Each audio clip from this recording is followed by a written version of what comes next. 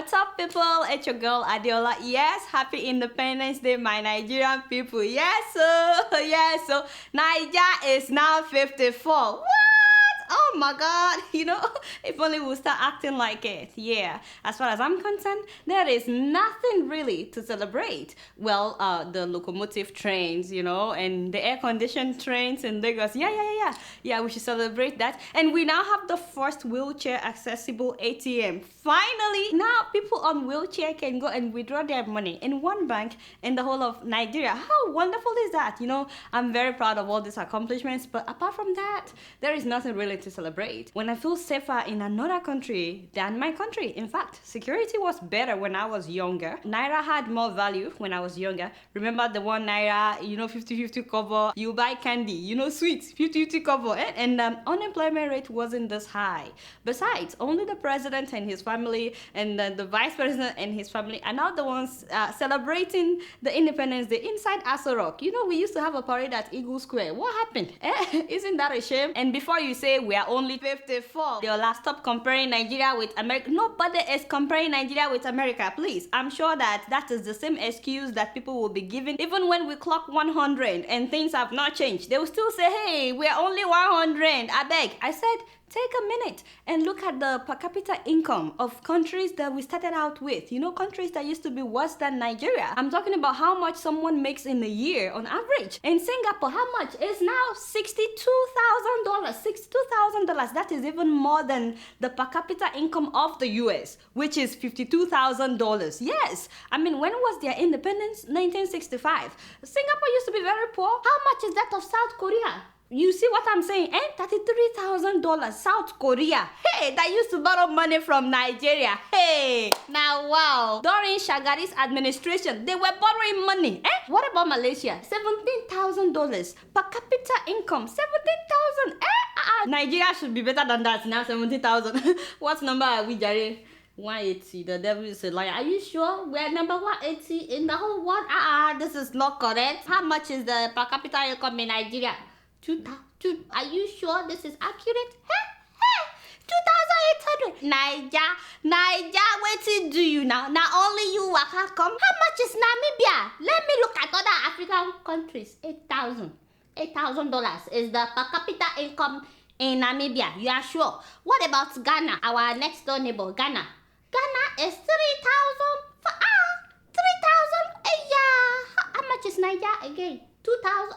The devil is a liar.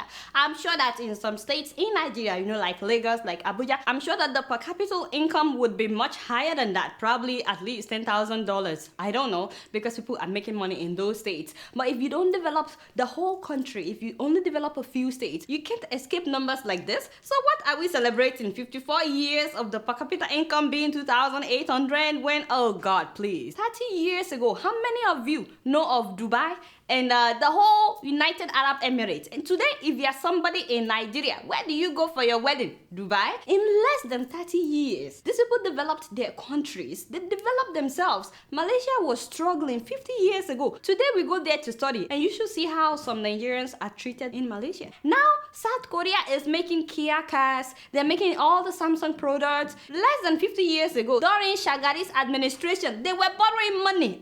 Indians used to take any job they could find in Nigeria just so they can make some naira and send it back home, because naira's value was much stronger than their own currency. Today, where do we go for all our medical treatment? India, especially if you have cancer. And if you want your child to graduate from the university in 4 years, where do you send them to go to school? Ghana.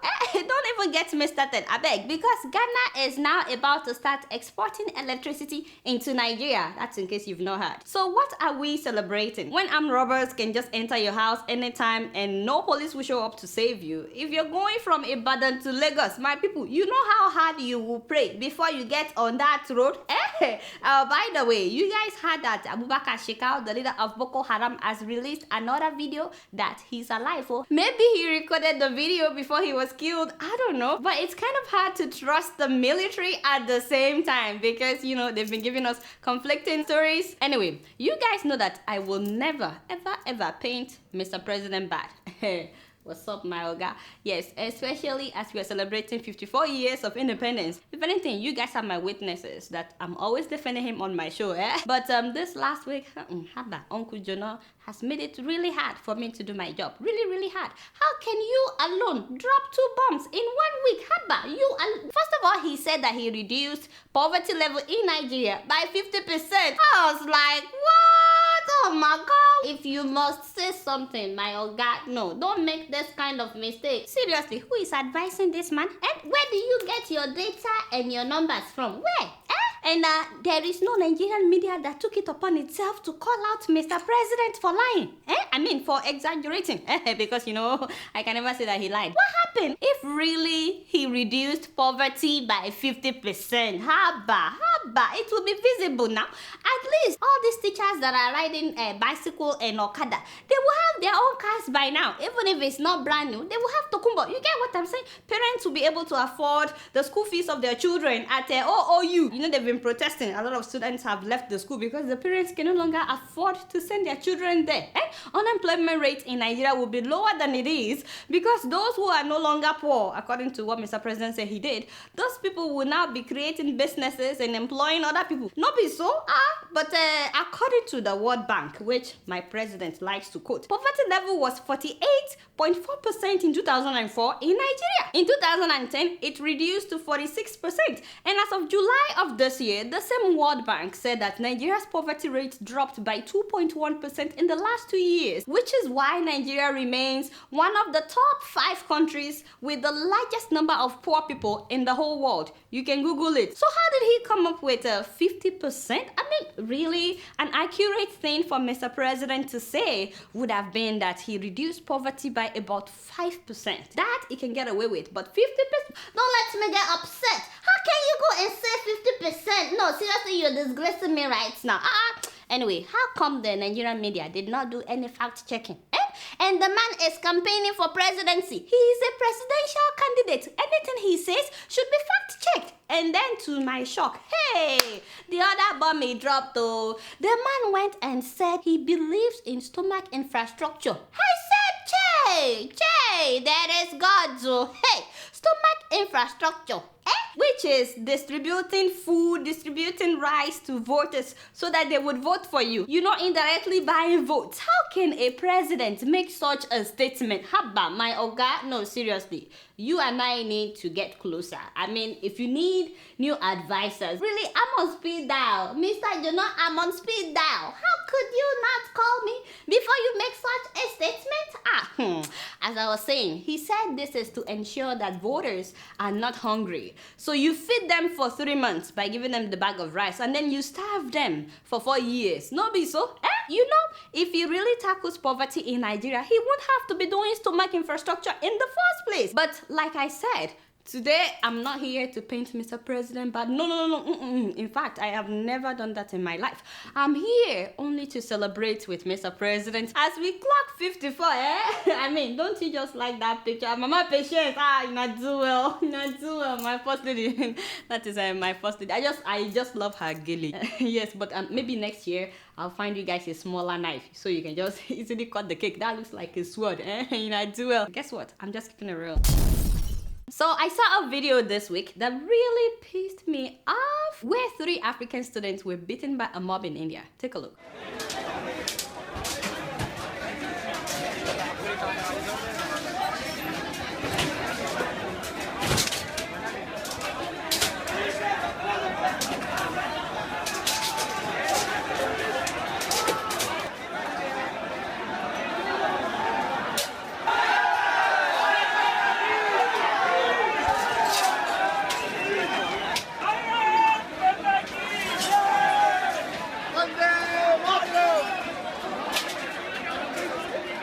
Can you imagine? See how we've become the punching bag of the whole world? I was really pissed off. I mean, I'm still pissed off. I'm sure that you guys saw the police going back and forth, not really protecting those guys. And if you're wondering what the people were chanting, it means victory for Mother India. So that's like saying that we don't want immigrants, you know, we are fighting for India. Does that make sense? See, this happened in a train station. The person that uploaded the video on YouTube said that the guys were misbehaving with female passengers. What does that mean? Misbehaving with raped. Really? Exactly what does that mean? Maybe he's trying to accuse them of sexual harassment, as some papers did. But I'm like, if they're trying to assault women, they will do that in a train where it's possible that they're probably the only black people. That doesn't make sense. If you're trying to assault a woman, you would go and do it in the public, in the train. Really? Another major news website in India trying to explain what happened said that due to some rush, there was some pushing around. Wait.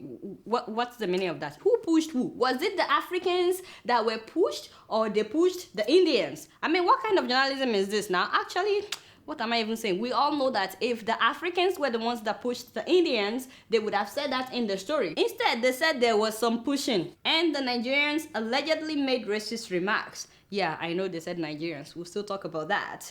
This apparently angered a group of people who pushed the Nigerians out of the train and started beating them. Aha, I see. Do you see conflicting reports of the same story? But you know, the best part is that as soon as the story happened, all the media in India were reporting that Nigerian students. Meanwhile, two of the guys are from Gabon and the third guy is from Burkina Faso. I found that pathetic that so many of the media in India would just assume that they're Nigerian. I get it that 1 out of every 4 African is Nigerian. Yeah, but you can't just assume that everybody you see that is black-skinned is Nigerian. And are you telling me that they beat up these guys just because they thought they are Nigerians? Is that how much Nigerians are hated in India?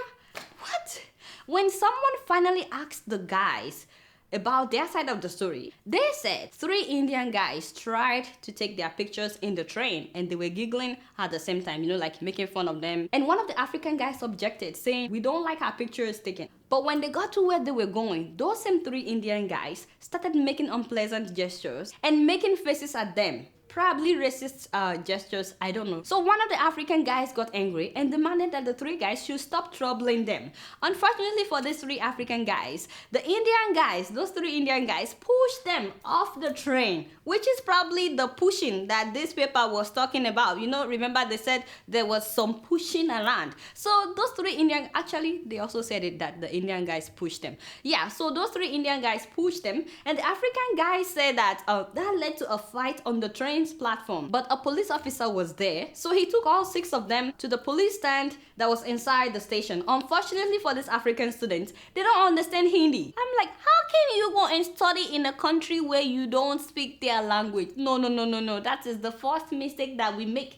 People have to learn that if you're going to study abroad, you should at least be able to speak the language of that country. So these 3 Indian guys spoke to the Indian policeman in Hindi as the mob was gathering, and then the police officer left the police stand and said something to the mob in Hindi, and then he walked away. The next thing, according to these students, the mob attacked them, breaking the glass of the police booth, beating them with stick, with chair, throwing glass at them, and even biting them. Can you imagine biting them? They sustained serious injuries on their head and other parts of their bodies, so much so that they had to be taken to the hospital. Since then, no one has been arrested. Now tell me, do you think an American citizen can be treated like that anywhere in the world? Exactly what is India's problem with black people? I know that they discriminate even against their own people who are dark-skinned. You know, I'm talking about the caste thing. But why do you hate Africans so? What did we do to you?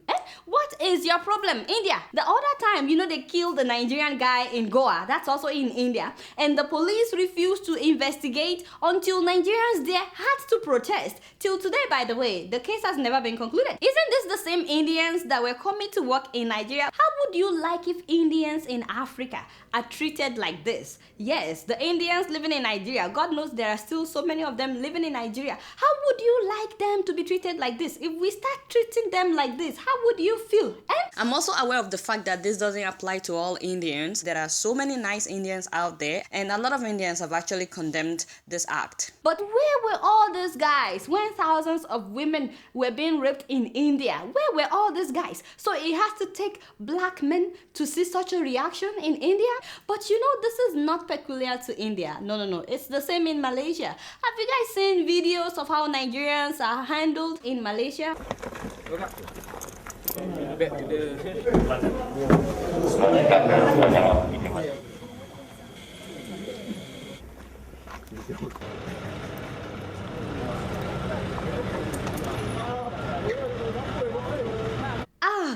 Yeah, that's exactly what I'm talking about. I honestly don't blame India or Malaysia though. In fact, this will continue as long as we don't value our own citizens. As long as our government doesn't treat us with respect, please don't expect foreigners to treat us with respect because they know that our government will not defend us. Our government will not fight for us. I hope that Gabon and Burkina Faso will do something about this, but don't be surprised if they don't. Some African leaders treat their citizens worse than this. Some African policemen harass their own citizens worse than this, which is why outsiders can do this and get away with it. And not just that, look at how Africans are being treated by other Africans. I mean, remember how the Gambian president Yahya Jammeh killed about 40 Ghanaians few years ago? I mean, even though the case was reported to ECOWAS till today, no arrest has been made about that. South Africans recently were harassing Nigerian business owners, beating them, vandalizing their stores, and don't forget those South African policemen the other time that beat up and killed a Mozambican taxi driver in broad daylight because he parked by the roadside. These are Africans mistreating Africans.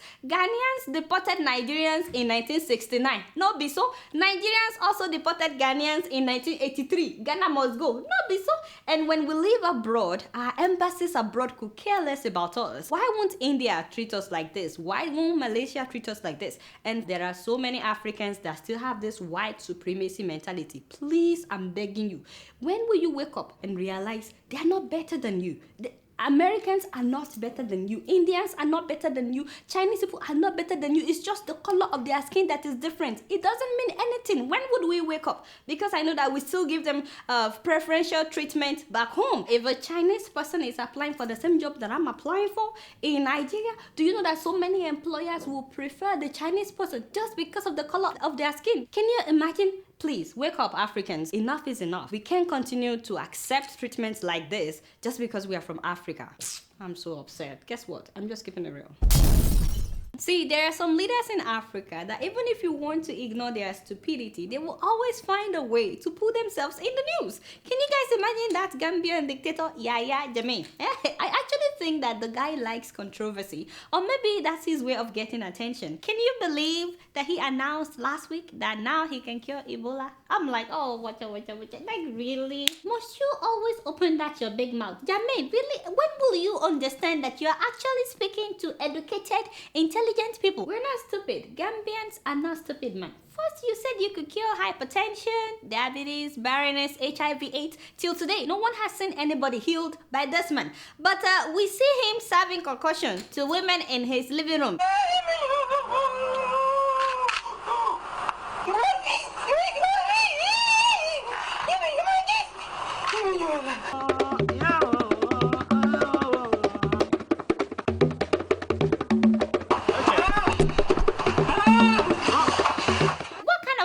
Does that really? You know what pained me though when this story came out that he can cure Ebola? Seeing Gambians abusing the man on Facebook. I said no. They were calling him all kinds of names. I said kai, my Gambian people, that is not how you do it. That is not how you do it. In a situation like this, you bring the man an Ebola patient. Yes, actually that is not a good idea because I don't want Ebola to get to Gambia. Okay, so you take him to an Ebola patient outside the Gambia and you lock the door. That is all you need to do. You don't have to call him any nasty name. No. He's only trying to help. So let him help an Ebola patient. All you have to do is stay away from him for like 21 days. Just lock him up with an Ebola patient. That is all you have to do. My friend, is the guy educated? Like, is he? Like, seriously, is he educated? Because, you know, I just have to wonder why he would say, what happened? You have his CV? You have his CV, his resume. Kolido, hey, you're a bad boy. And this is why I like you. Even though you're always giving me tough time, always getting on my nerves. I like you because you're very resourceful. You have Yahya Jammeh's resume. Hey, no be small thing. How many pages is this? The devil is a liar. 6 pages. 6 pages. Wait a minute. His Excellency Sheikh, Professor, Alhaji, Doctor. What's only you with all this title? Not only you, Akako. He not do well. This resume must be good. Forget about that. Let's look at his education. Passed common entrance examination.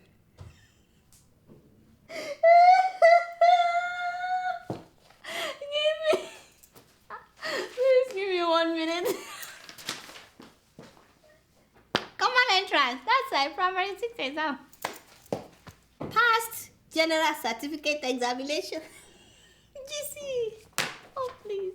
Got O-level credits in Geography, English, French, and passes in Chemistry and Oral English. Oh my god. Okay. Let's keep going. Did he go to college? That is what I want to know. Apparently not, because the next thing I'm seeing here is the military career. Well, finally that answered my question. I could tell that he didn't go to college. Wait, promoted to cadet, promoted to sergeant, promoted to lieutenant. Oh my god, do you have to list all this? Wait, he's got so many honors, so many awards. He got one award from Gaddafi. What? That is special. Awarded World Lifetime Achievement Award by the American Biographical Institute. Wait a minute. I know the American Biographical Institute in North Carolina. They are scammers. They always come up with all kinds of awards, Man of the Year, Woman of the Year, and they will charge people $500 each. Really? They gave him an award? Wait, how many did they give him? Oh my god. World Lifetime Achievement, Record for Exceptional Performance, Millennium Medal of Honor, Gold Record of Achievement, Man of the Year. That's like 5 different awards from one organization. That's $2,500, right? Of course you can afford it. Really, if your resume says that you've been awarded 5 different awards by one single organization, I would be suspicious. Oh, wait a minute. They actually appointed him the Deputy Governor of the American Biographical Institute Research Association. That makes sense. The cuckoo made him their deputy governor. I mean, after about 5 different awards, what else? Does the man have any special skills? Let's take a look. Oh yes, he does. Possesses extensive knowledge in traditional herbal therapy, especially in the treatment of asthma and epilepsy.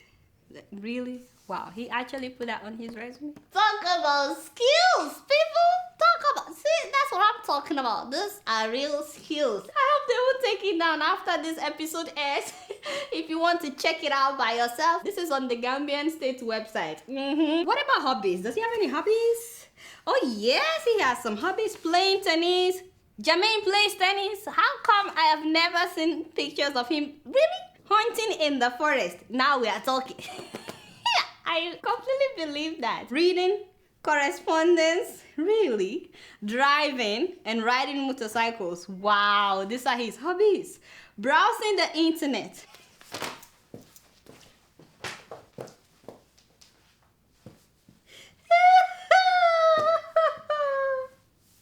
I'm sorry. Browsing the internet. You want to kill somebody, browsing the internet. Why did you take that out before giving me the resume now? Watching music movies. What is that? I guess he's trying to say watching music videos. I'm done. Animal rearing and keenly following world events. The guy is current. That is what he's trying to say. So for those of you that make fun of him on the internet, see your life now. You know what? Maybe he should also get on pinging. Like this guy. From Yoruba area of Nigeria, I'm searching for a young lady, preferable yellow in color, somebody that is sharing the same hobbies with me. My hobbies is watching ball, catching fun, fearing God, going to night vigil. Contact me on WhatsApp, Facebook. I'm also on pinging. I'm also on pinging. Oh my God. My hobbies is watching ball, catching fun, fearing God, going to night vigil. Contact me on WhatsApp, Facebook. I'm also on pinging. Really? Why do you have to repeat that? But seriously, Jammeh, if I were you with this kind of resume, I would be really gentle. I don't think I will be announcing to the world that I can cure Ebola. Don't even talk about curing headache. At least until you can get somebody to work on your CV, your resume. Please. Now do it, my brother. Just, go and sit down somewhere. I really pray that they won't take down this CV. In case you guys want to see it by yourself, there are so many things that I left out. You can go and find it on the internet. Just go on the Gambian state website. But really, Gambians, it's not good. Please help Mr. President to find somebody to work on his resume. Guess what? I'm just giving it real. By the way, Ebola has made it to the US, so very, very sad. I know, so pray for all of us. You get what I'm saying? You know, somebody said to me, Adeola, hopefully now the US can learn a lesson or two from Nigeria during this difficult time. It's very sad, very, very sad. Another person said to me that maybe we should start doing fundraising for America, you know, collecting donations for them. That we should also send them some of our doctors, and that now they should ban Americans from traveling to Africa at this crucial time. I said, people now. In fact, I started seeing Nigerian newspapers reporting that Obama has sent experts to Nigeria to seek for advice. I said, really? All my people in Texas, don't worry, Jade, no shaking. Just look after yourself. You get what I'm saying? If anyone is giving you tough time just because you live in Texas, if they are stigmatizing you, just let me know. Let me know. I can always handle them. You know, I can take care of them. By the way, Mama Ogechi, in case you are watching from Texas, you know, do well. But about that, my visit at the end of this month, I think we would have to wait for some time. Something came up, you know, I've been wanting to call you, but in case you're watching this show, something came up. I may not be able to come to Texas at the end of this month as we planned, but you know, in about 3 months time, yes, I should be able to come. Make you no vex, I'm still coming. We'll work something out. Anyway, I saw this video of a Liberian lady, 22-year-old lady, who saved her family from Ebola. Take a look. 2 months ago, Fatu Kekula's father got Ebola. 3 hospitals turned Fatu's father away. She took her dad home to treat him herself. Within days, 3 more people in the house got sick, and Fatu, a 22-year-old nursing student, had to become a one-woman Ebola hospital, isolating her sick loved ones in separate rooms, her mother, her father, her cousin Alfred, and in there, her sister Vivian. Incredibly, Fatu didn't get sick. How she managed that will astound you. I developed my own protective gear. I bought black plastic bag, plastic jacket, glove, rain boot, long trousers, hair cover, mask to my nose, everything. So this is it. You're done. Yes. Unfortunately, Fatu's cousin Alfred didn't pull through. But Fatu saved her father, her sister, and her mother from Ebola. Isn't she brave? Fatu Kekula. I mean, she knew she could die, surrounding herself with 4 Ebola patients in one house. She could contract the virus and they could all die, yet she risked her life to treat them. So creative that she came up with her own protective gear. That's awesome. I've told you guys before that hospitals in Liberia are now rejecting patients. That's how bad it is. Do you guys know that some people are actually leaving their family members and running away, abandoning them because they have Ebola? But she stayed. She stayed and fought the virus. I would love to see her honored someday. I hope that somebody out there could honor her for doing this, for saving the family. And now a lot of people have adopted her protective method. That's what people are doing now. Once somebody in the family catches the virus, other people will start buying trash bags just to make sure that they're there to take care of their family members and that they don't contract the virus. So we're also proud of you, Fatu. And guess what? I'm just keeping it real. So I saw this video where some Ethiopians were protesting at their embassy in Washington, D.C., only for one of the officials to start shooting. A chaotic scene outside the Ethiopian embassy in Northwest D.C. ESAT TV cameras rolling the whole time. A man is seen clearly holding up a gun. At times, he's pointing it at several people who you can hear shouting things. They're calling him a coward, a liar. Then, a shot is fired. But it doesn't seem to stop the crowd. He was trying to keep protesters at bay. The protesters were there demonstrating against the government's practices. No one was hit or hurt, but one of the bullets did hit a woman's car parked on the street. It shattered her front window. What? Can you guys believe that? Can somebody tell this guy that this is not Ethiopia? This is America. How dare you? How dare you shoot because people were protesting? Really, people have the right to protest whatever they're not happy with. Kai. Just imagine that if that were to be Nigerian embassy here in New York and we are protesting and the Nigerian official comes out and starts shooting in the air. I mean, first of all, we'll all be in shock like, he did not just do that. Like, Did he just shoot? And then we would start asking, is he mentally challenged? Has he lost his medulla oblongata? We'll actually forget about the protest. We'll just be in awe of the fact that somebody can have the guts to fire guns because we are protesting. No, See, many times I've talked about people being arrested and even killed for protesting in Ethiopia. Remember a few months ago, I talked about how 30 Oromo students were killed in broad daylight because they were protesting. That was this year. So for those of you who were sending me emails that I'm lying, everything is great in Ethiopia, how do you explain this? How do you explain this on American soil? Someone said the protester took down the Ethiopian flag. I said so. Call the police. Call the police. Please don't try to justify nonsense. Now, I don't find it hard at all to believe that if they were to be in Ethiopia, he would probably be shooting at the people. Oh, by the way, eyewitnesses, according to Reuters, said that he fired at least 4 shots. I know that only 1 shot was in the video because they didn't start filming on time. Also, I don't know if you guys paid attention to the moment that he actually ran out of bullets. Yeah, did you hear the click? Play it again. Yeah, he actually shot while pointing at the guy in front of him. So if his bullet had not finished at that particular time, that man standing in front of him could have been hit. That was when he realized that his bullet had finished, which was why he ran inside. Just imagine that. So please, my people, be careful when you are protesting, because as you can see, some people don't always remember to take their medicine. You get what? Yeah, before they get out of their house. You know how outraged I was when I read that the guy has diplomatic immunity? I was like, oh my God, like, seriously? So because of that, they did not arrest him. I was like, whoa, America.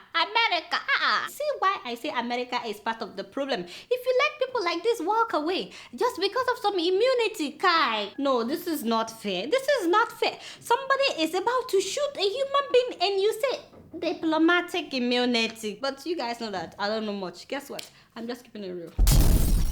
Oh, before I forget, I want to wish all my Muslim viewers happy Salah, Baraka de Salah, Ecuador. Alright, y'all, it's been real, and I'm keeping it real right up in here. Until next week, I'm gonna see y'all later. Peace out.